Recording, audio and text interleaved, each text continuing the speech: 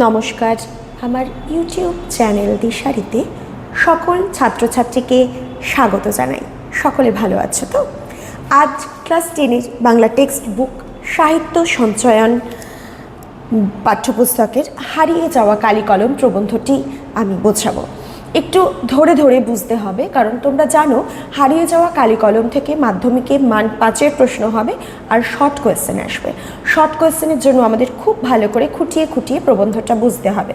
তবে হ্যাঁ, প্রবন্ধটা যেহেতু একটু বড়, লেন্দি, তো একদিনে এটা আমি কমপ্লিট করতে পারবো না বা সম্ভবও না। এটা আমি 3টে পার্টে বার করব।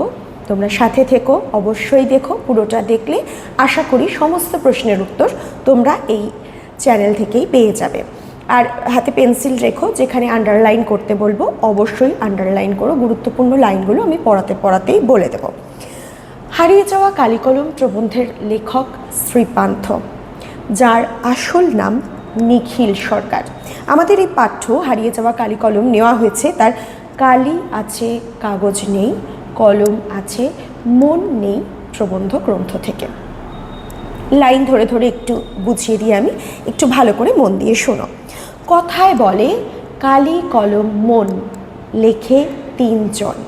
ফার্স্ট লাইনেই কোয়েশ্চেন দেবে কথায় বলে। কথায় কি বলে? তখন আমাদের উত্তর দিতে হবে কালি, কলম আর মন, এটা লেখে 3 জন। দেখো, প্রাচীনকাল থেকেই মানুষের কলমের প্রয়োজন পড়েছে। কিসের কারণে কলমের প্রয়োজন পড়েছে? কারণ মানুষ মনে মনে যা ভেবেছে, যা চিন্তা করেছে, সেটা ভবিষ্যৎ প্রজন্মের জন্য রেখে যাওয়ার জন্য, ভবিষ্যৎ প্রজন্মকে জানিয়ে যাওয়ার জন্য তার কলমের প্রয়োজন পড়েছে, কাগজের প্রয়োজন পড়েছে। কলম আর কাগজের মাধ্যমে সেটা তার ভবিষ্যতের জন্য সঞ্চয় করে রেখে গেছে তার চিন্তা ভাবনাগুলোকে। তাই কালি কলমের প্রয়োজন কিন্তু এখনও আমাদের মাঝে শেষ হয়ে যায়নি। তার বিবর্তন হয়েছে, পরিবর্তন হয়েছে, সময়ের সাথে সাথে যুগোপযোগী করে তাকে অনেক পরিবর্তন দেওয়া হয়েছে, যেটা লেখককে কোথাও ব্যথিত করেছে, কোথাও লেখকের মধ্যে অন্যরকম অনুভূতির সঞ্চার করেছে। তো লেখক কীরকম অনুভূতি আমাদের সামনে তুলে ধরেছেন সেটাই আমরা এখানে দেখব। কিন্তু কলম কোথায়? আমি যেখানে কাজ করি সেটা লেখালেখির আপিস। লেখালেখির আপিস বলতে আমরা ধরতেই পারি লেখক সংবাদপত্রের অফিসে কাজ করছেন, এরকম কিছু। সবাই এখানে লেখক, কিন্তু আমি ছাড়া কারো হাতে কলম নেই। মানে সংবাদপত্রের অফিস হতে পারে, কিন্তু বিশেষত লেখালেখির কাজ ম্যাক্সিমামটা করেন লেখক নিজে, বা লিখতে ভালোবাসেন লেখক নিজে। কারোর হাতে সেরকমভাবে কলম দেখা যাচ্ছে না। বাকিরা লেখার কাজ কিসের মাধ্যমে সারছেন তাহলে? সকলের সামনেই চৌকো আয়নার মতো একটা কাঁচের স্ক্রিন বা পর্দা, বর্তমানে যেটাকে আমরা কম্পিউটার বলে থাকি। এখনকার বেশিরভাগ লেখালেখি বা অন্যান্য অফিসিয়াল কাজকর্ম সবটাই কিন্তু এই কম্পিউটারের মাধ্যমে হয়ে থাকে। আর তার নিচে টাইপরাইটারদের মতো একটা কিবোর্ড, জানো তো, কিবোর্ডের মাধ্যমে লেখাটা হয়। প্রতিটি বোতামে ছাপা রয়েছে একটি করে হরফ। লেখকরা অনবরত তা দিয়ে লিখে চলেছেন। মাঝে মাঝে লেখা থামিয়ে তাকাচ্ছেন সেই পর্দার দিকে। যা ইতিমধ্যে লেখা হয়েছে তাই ফুটে উঠেছে পর্দায়।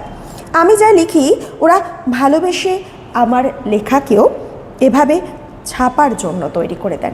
লেখক যা যা লেখেন এভাবে সেটা প্রিন্ট হয়ে বেরিয়ে আসে আর কি। একদিন যদি কোনো কারণে কলম নিয়ে যেতে ভুলে যাই, তবেই বিপদ দিয়ে বলবেন, কোয়েশ্চেন পেপারে দেওয়া হবে যে বিপদটা কোথায়। তখন তোমাদের উত্তর দিতে হবে লেখক তো লিখতে ভালোবাসেন, যদি কোনোদিন অফিসে কলম নিয়ে যেতে ভুলে যান তখনই লেখকের কাছে সেটা বিপদ রূপে ধরা দেয়। কারো সঙ্গে কলম নেই, যদিও বা কারো কাছে গলা শুকনো ভোতামুখ একখানা জোটে, তবে তাতে লিখে আমার সুখ নেই। দায়সারাভাবে কোনো মতে সেদিনকার মতো কাজ সারতে হয়। অথচ আমাদের আপিস সবাই বলেন লেখালেখির অফিস, লেখকের কারখানা। বাংলায় একটা কথা চালু ছিল, কালি নেই কলম নেই বলে আমি মুন্সি। মুন্সি বলতে কেরানিকে বোঝানো হয়, যারা সাধারণত অফিসে লেখালেখির কাজগুলো করে থাকে তাদের মুন্সি বলা হয়। অবশ্যই কিন্তু আন্ডারলাইন করবে এমসিকিউ এসএকিউতে, বিশেষত এসএকিউতে দেওয়া হয় এই প্রশ্ন। কালগুনে বুঝিবা আজ আমারও তাই, আমি গ্রামের ছেলে। এই প্যারাগ্রাফটা খুব ইম্পর্টেন্ট, খুব গুরুত্বপূর্ণ, প্রচুর প্রশ্নে ভরপুর, খুব মনোযোগের সাথে শুনবে। 50-60 বছর আগে আমার মতো যারা বাংলার অজ পাড়াগায়ে জন্মেছেন তারা হয়তো বুঝবেন কলমের সঙ্গে আমাদের কি সম্পর্ক। মানে লেখক যখন জন্মেছিলেন তখন আলাদা করে কলম কিনতে পাওয়া যেত না, বা পাওয়া গেলেও সেটা এতটা দুর্মূল্য ছিল, ছাত্রছাত্রীদের সেটা পয়সা দিয়ে কেনার ক্ষমতা ছিল না। তাই তারা নিজেদের সুবিধার্থে কলম বলো কালি বলো বানিয়ে নিত। কিভাবে তারা কলম কালির যোগান দিত সেটাই আমরা এখানে দেখব। আমরা কলম তৈরি করতাম রোগা বাঁশের কঞ্চি কেটে, সরু সরু যে বাঁশের কঞ্চি হয় সেটা কেটে কেটে মুখটা ছোঁচালো করে কলম তৈরি করা হতো আর কি। মুশকিল হতো কলমের মুখটি চিরে দেওয়ার সময়। বড়রা শিখিয়ে দিয়েছিলেন কলম শুধু সূচালো হলে চলবে না, কালি যাতে একসঙ্গে গড়িয়ে না পড়ে তার জন্য মুখটা চিরে দেওয়া চাই। খুব খুব ইম্পর্ট্যান্ট যে লেখকরা কলম কিভাবে তৈরি করতেন। তবে কালি পড়বে ধীরে ধীরে চুইয়ে, মুখটা চিরে দিলে একসাথে গড়িয়ে কালিটা নেমে আসবে না, ধীরে ধীরে চুইয়ে চুইয়ে কালিটা পড়বে। কোথায় পড়বে না লেখার পাতে। লেখার পাত বলতে শৈশবে আমাদের ছিল কলা পাতা। আমাদের এখনকার মতো খাতা নয়, কিন্তু তখন লেখা হতো কিসের মাধ্যমে? কলা পাতার মাধ্যমে। তাই কেটে কাগজের মতো সাইজ করে নিয়ে আমরা তাতে হোম টাস্ক করতাম, আর সেগুলো বান্ডিল করে নিয়ে যেতাম স্কুলে। মাস্টারমশাই দেখে বুঝে আড়াআড়িভাবে একটা টানে তা ছিঁড়ে ফেরত দিতেন পড়ুয়াদের। খাতা চেক হয়ে গেছে কিভাবে বোঝা যেত? লেখক বা মাস্টারমশাই সেটা দেখে ছিঁড়ে দিতেন, তাহলে বোঝা গেল খাতা কারেকশন হয়ে গেছে।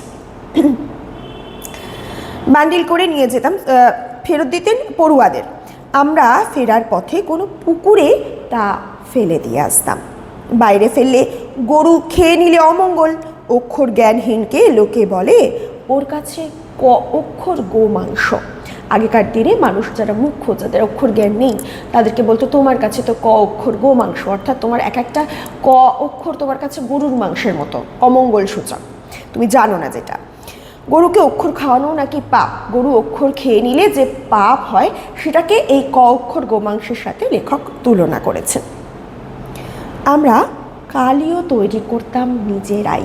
লেখক যেরকম কলম তৈরি করতেন, কলা পাতায় খাতা তৈরি করতেন, সেরকম কালিও কিন্তু নিজেরাই তৈরি করতেন। তবে কালি তৈরির পদ্ধতি বা প্রক্রিয়া মান 5-এর জন্য অত্যন্ত গুরুত্বপূর্ণ প্রশ্ন, যেটা রয়েছে এই প্যারাগ্রাফে। প্রায় পুরোটা মুখস্থ করলে তোমরা কিন্তু এই কোয়েশ্চেনটা লিখে আসতে পারবে। একটু শুনে নাও। অবশ্য মা পিসি দিদিরাও সাহায্য করতেন। প্রাচীনরা বলতেন 3 ত্রিফলা শিমুল ছালা, ছাগ দুগ্ধে করি মেলা, লৌহ পাত্রে লোহায় ঘষি, ছিঁড়ে পত্র না ছাড়ে মসি। কীভাবে তৈরি হতো কালি? তাহলে 3 ত্রিফলা, ত্রিফলা কি? আমলকি, হরিতকি, বয়রা, এগুলো মিশ্রণ তৈরি করা হতো। তার সাথে মেশানো হতো শিমুল ছালা, মানে শিমুল গাছের ছাল। ছাগ দুগ্ধে করি মেলা, তার মধ্যে মেশানো হতো ছাগলের দুধ। লৌহ পাত্রে লোহায় ঘষি, লোহার সাথে লোহার পাত্রকে ঘষলে যে কষ বেরাতো সেই কষ মেশানো হতো এই মিশ্রণের সাথে। তাই দিয়ে যে কালো রং বা কালি প্রস্তুত হতো সেটা দিয়ে ছিঁড়ে পত্র, পত্র মানে পাতা ছিঁড়ে যাবে, না ছাড়ে মসি, মসি মানে কালি কিন্তু কোনোভাবেই উঠবে না। এটাই ছিল কালি তৈরির প্রাচীন পদ্ধতি। তোমরা যদি ছড়াটা মুখস্থ করে ফেলতে পারো অনায়াসে নিজেরা লিখতে পারবে। ভালো কালি তৈরি করতে হলে এই ছিল তাদের ব্যবস্থাপত্র। আমরা এত কিছু আয়োজন কোথায় পাবো? আমাদের ছিল সহজ কালি তৈরির পদ্ধতি। এটাও খুব গুরুত্বপূর্ণ, কিভাবে সহজে কালি তৈরি হতো দেখো। বাড়ির রান্না হতো কাঠের উনুনে, তাতে কড়াইয়ের তলায় বেশ কালি জমত। লাউ পাতা দিয়ে তা ঘষে তুলে একটা পাথরের বাটিতে রাখা জলে তা গুলে নিতে হতো। আমাদের মধ্যে যারা ওস্তাদ তারা ওই কালো জলে হরিতকি ঘষত। কখনো কখনো মাকে দিয়ে আতপ চাল ভেজে পুড়িয়ে তা বেটে ওতে মেশাতো। সব ভালো করে মেশাবার পর একটা খুন্তির গোড়ার দিকটা পুড়িয়ে লাল টকটকে করে সেই জলে ছ্যাঁকা দেওয়া হতো। অল্প জল তো, তাই অনেক সময় টক বক করে ফুটতো। তারপর ন্যাকড়ায় ছেঁকে দোয়াতে ঢেলে কালি। এটা কিন্তু পুরো একদম ধরে মুখস্থ করে ফেলো, তাহলে কিন্তু মান 5 তোমাদের হাতের মুঠোয়। দোয়াত মানে মাটির দোয়াত, বাঁশের কলম, মাটির দোয়াত, ঘরে তৈরি কালি আর কলা পাতা। বলতে গিয়ে তাই নিয়ে আমাদের প্রথম লেখালেখি, এই প্রশ্নটাও খুব দেওয়া হয়, তাই নিয়ে আমাদের প্রথম লেখালেখি, ঠিক কি কি নিয়ে লেখকদের প্রথম লেখালেখি? এটাও মান 5-এর প্রশ্ন। পুরোটা মানে কলম তৈরি থেকে শুরু করে কালি তৈরি সবটাই কম বেশি করে তোমাদের লিখতে হবে। এত বছর পরে সেই কলম যখন হাত ছাড়া হওয়ার উপক্রম, তখন মনে কষ্ট হয় বই কি। ভাবি, আচ্ছা আমি যদি যীশু খ্রিস্টের আগে জন্মাতাম।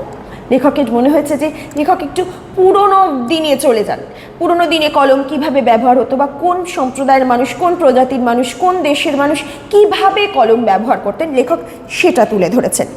যদি ভারতে জন্ম না হয়ে আমার জন্ম হতো প্রাচীন মিশরে যদি লেখক জন্মাতেন, তাহলে লেখক কিভাবে কলম ব্যবহার করতেন? আমি যদি বাঙালি না হয়ে হতাম প্রাচীন সুমেরিয়ান বা ফিনিশিয়ান, তবে হয়তো নীল নদীর তীর থেকে একটা নল খাগড়া ভেঙে নিয়ে আসতাম, সেটাকে ভোঁতা করে তুলি বানিয়ে লিখতাম। মানে লেখক যদি মিশরে জন্মাতেন, তাহলে নীল নদের তীর থেকে নল খাগড়া তুলি সেটার সাহায্যে লিখতেন। হয়তো সুচালো করে কলম বানাতাম, হয়তো ফিনিশীয় আমি ব্রোন পাত্র থেকে কুড়িয়ে নিতাম একটা হাড়। ফিনিশিয়ানরা কিসের সাহায্যে লিখতেন? হাড়, বন্য জন্তু জানোয়ারের হাড় দিয়ে, সেই আমার কলম। এমনকি আমি যদি রোম সাম্রাজ্যের অধীশ্বর হতাম, আমি যদি হতাম স্বয়ং জুলিয়াস সিজার, তাহলেও আমার শ্রেষ্ঠ কারিগরেরা বড়জোর একটা ব্রোঞ্জের শলাকা, যার পোশাকি নাম stylus, very very important. Stylus কাকে বলে বা ব্রোঞ্জের শলাকার পোশাকি নাম কি, অবশ্যই আসবে। 90% স্কুলে এটা দেওয়া হয়, আন্ডারলাইন করো। তুলে দিত আমার হাতে, তার বেশি কিছু নয়। সিজার যে কলমটি দিয়ে কাসকাকে আঘাত করেছিলেন, সেটা কিন্তু এই স্টাইলাস বা ব্রোঞ্জের ধারালো শলাকা। শলাকা মানে কলম। এই ব্রোঞ্জের কলম অর্থাৎ স্টাইলাস দিয়ে জুলিয়াস সিজার কাকে আক্রমণ করেছিলেন?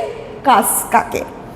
কলম সেদিন খুনিও হতে পারে বই কি, এই লাইনটা দিয়ে বলা হয় যে কলম কবে খুনির ভূমিকায় অবতীর্ণ হয়েছিল। চীনারা অবশ্য চিরকালই লিখে আসছে তুলিতে, এটাও ইম্পর্টেন্ট। চীনারা কিসের সাহায্যে লিখছে?